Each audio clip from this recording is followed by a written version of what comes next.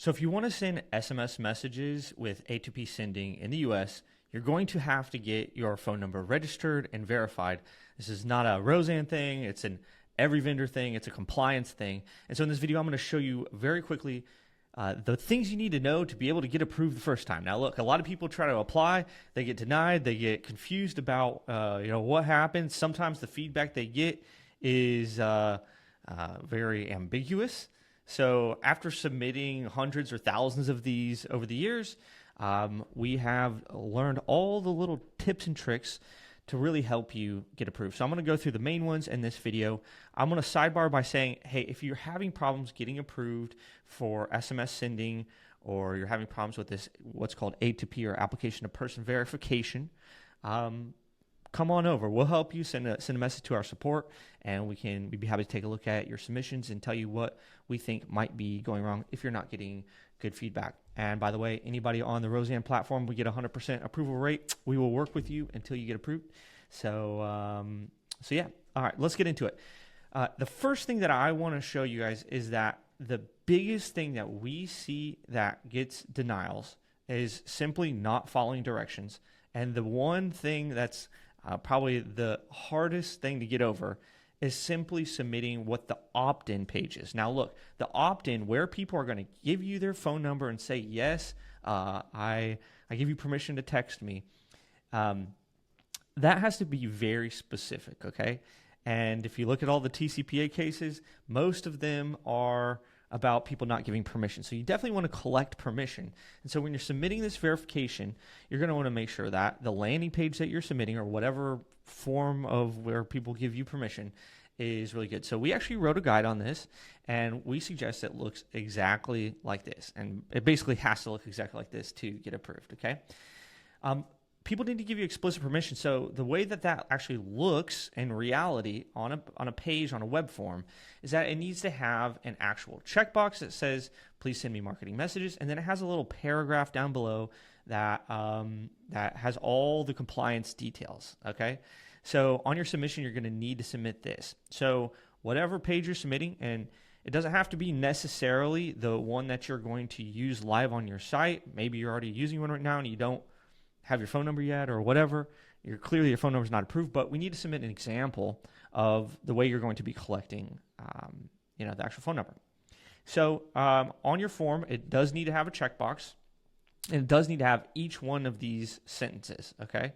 So it says, please send me marketing text messages. And, this could be your use case. You can replace that with your use case. But in the most part, people are sending marketing text messages if they're going to use this explicit opt-in.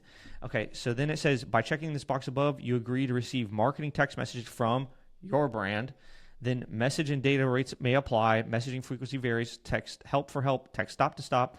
Privacy policy and terms of service. Okay, and that needs to be by itself. It can't be combined with like an email consent. Can't be combined with a privacy policy consent or terms of service. It has to be unique and like separate. Okay, so if you can just do it exactly like this, it's going to work. Anytime that it gets messed up or denied, it's usually somebody like trying to tweak it or change it or leave out a part or whatever. So just make it look exactly like this, and that will dramatically improve your chances of getting approved.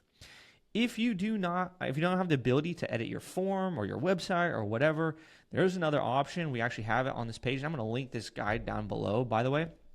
But we have a little, compliant Google form that you could just literally copy and paste onto your website. So you can just create a page that's like, SMS opt-in, and you can copy and paste this form on there, and it already has all of the compliant stuff. You'll just need to edit a little bit, put your brand name in there, link your privacy policy, terms of service, all that kind of stuff, and you could be good to go. But in case you can edit your form on your website, that would be probably the best. So anyway, this is the number one hurdle that most people have.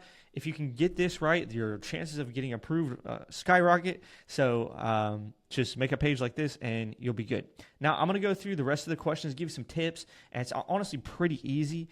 This is the biggest hurdle, but let me just give some tips, some tricks that might help you get approved, or some things that we've seen get denied. Okay, so the first tip that I have is that all the way throughout your submission, your brand needs to match. Okay, so for example, the first question is, what is the brand? This is the brand that you're going to be sending from. Some people have multiple brands. Sometimes their business name is a little bit different than the the brand that they're actually using. So this just needs to be the brand that you're going to be sending from.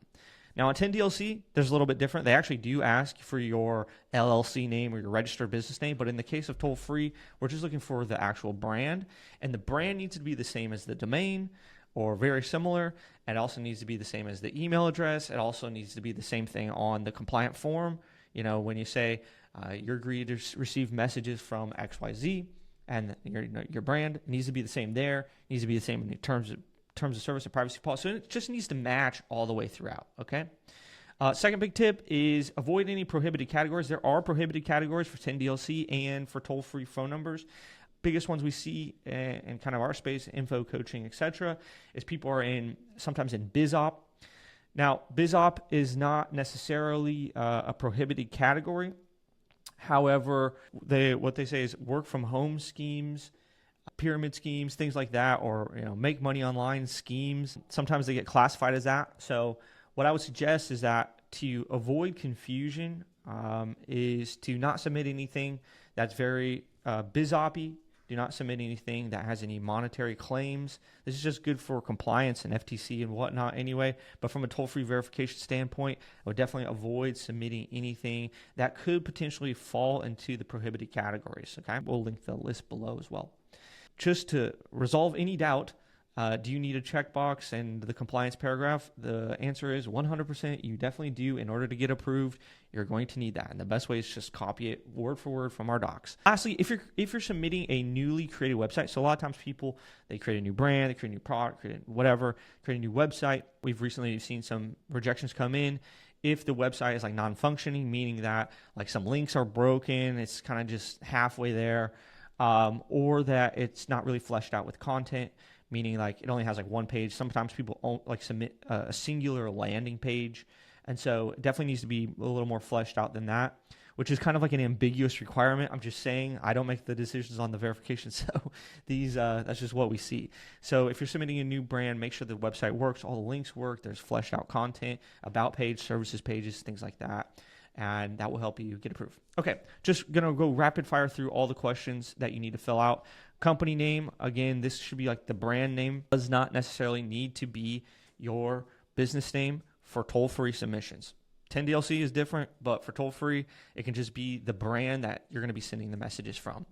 The website, that's just the URL of your main brand's website, and it should be consistent with the quote-unquote company name or the brand name, okay? If I'm submitting from Roezan, it needs to be Roezan.com, for example. Okay. Address associated with your brand, it should match whatever's on the website. So you often have like a contact us page or whatever. The address should match there. The contact email should be the contact email for your brand. Now this should be from the same domain that you submit. So like I'm saying, we're trying to keep consistently throughout the whole thing. Should not be a Gmail or any kind of free email service. By the way, the contact name, this should be an actual name of a person. Should not be like marketing or service or support or anything like that. It should be actually like someone's name. Contact phone, this is the contact phone that people can use to call you. It should not be the toll-free number that you just provisioned. It should be like a separate phone number, and it's very helpful if that phone number is also found on your website, like on your contact page, for example. Message volume, approximate message volume that you're going to have per month. It doesn't have to be exact, but just try to guess the best you can. Use case, how do you plan on using text messaging? So this gives like a ton of different options. And in most of our cases, people are just using it for general marketing.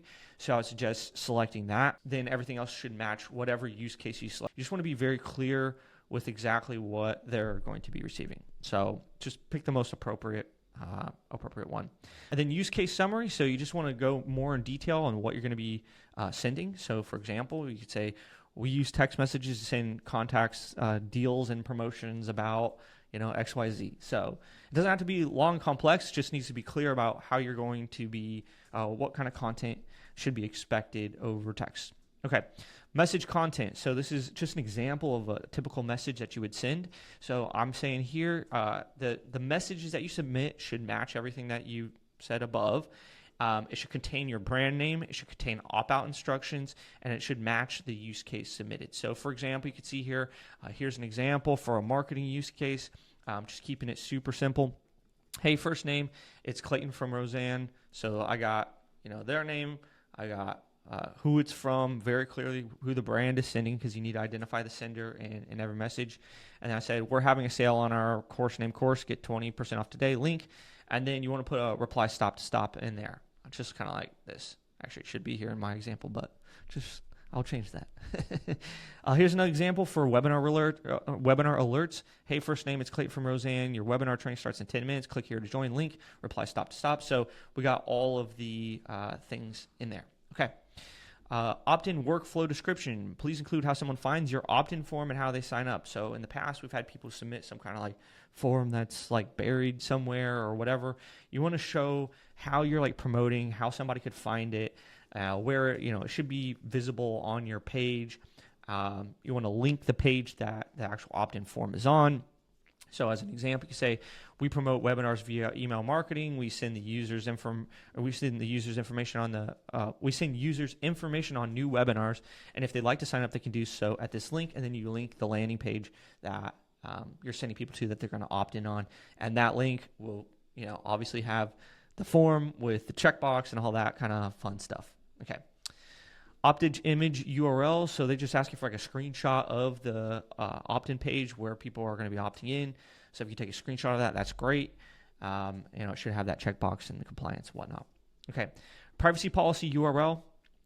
So they want to link to your actual privacy policy. You need to have a privacy policy, and you want to also have SMS related information in your privacy policy. So let me give you an example here, and I'll link this below. We have some like kind of sampled terms of service for sampled terms of service and privacy policy terms. So for example, on the privacy policy SMS section, you can add this, which basically the most important thing is they want to see that you're not going to be sharing or selling anybody's SMS information with any kind of third party or whatever.